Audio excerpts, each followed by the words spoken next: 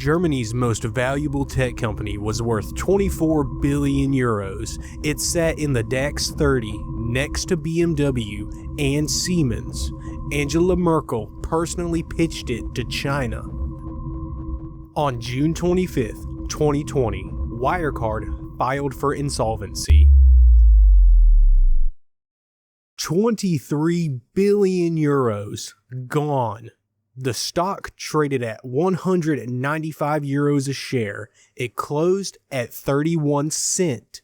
This is not a story about a company that collapsed. It is a story about a company where 1.9 billion euros never existed.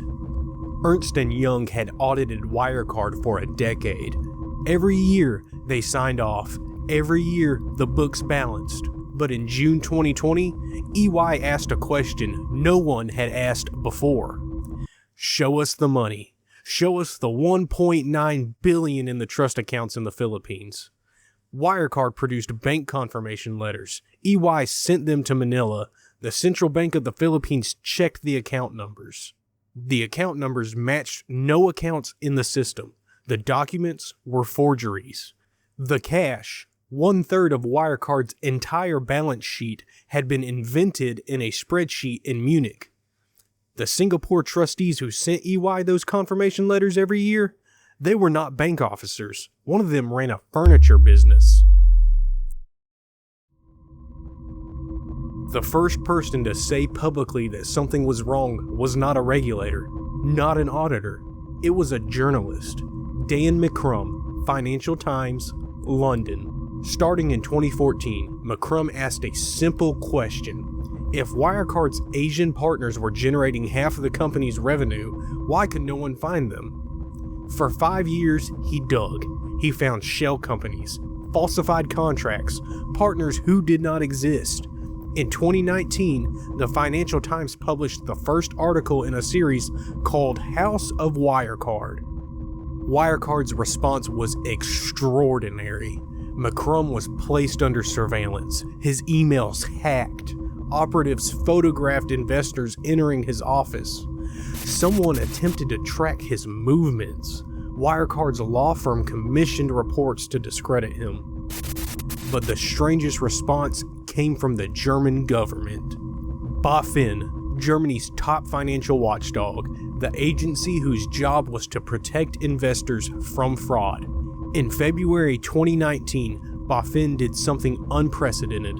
It banned investors from betting against Wirecard stock. A regulator intervened in the free market to protect a single company because a journalist was asking questions. Then BaFin went further. It filed a criminal complaint, not against Wirecard, against Dan McCrum in the Financial Times. A regulator supposed to investigate a 24 billion euro company instead investigated the journalists trying to expose it.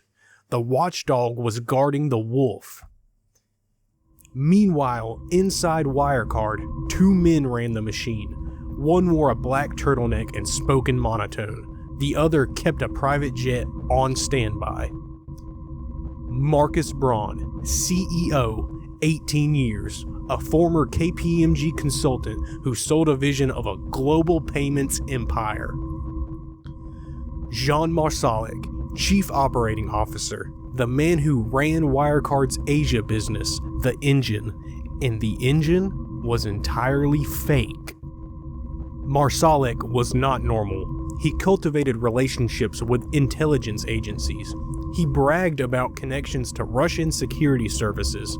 He tracked a colleague's movements using the GPS in her company phone just to prove he could. He booked private jets on the corporate card like taxis.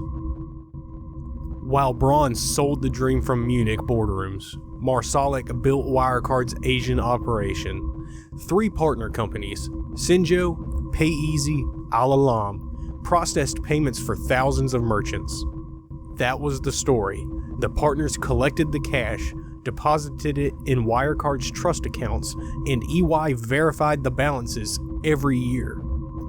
The cash did not exist. There was no money, there were no merchant accounts. An employee in Munich generated the balances in Excel and sent them to Marsalek's team, who forwarded them to Singapore, where a furniture salesman stamped them and returned them to EY as bank confirmations. 1.9 billion euros, a spreadsheet, a rubber stamp, a furniture store. The collapse was 7 days. April 28th, KPMG cannot verify the Asian revenue. June 18th, EY refuses to sign the 2019 accounts. June 19th, Braun resigns after 18 years. June 22nd, Wirecard admits the 1.9 billion probably does not exist.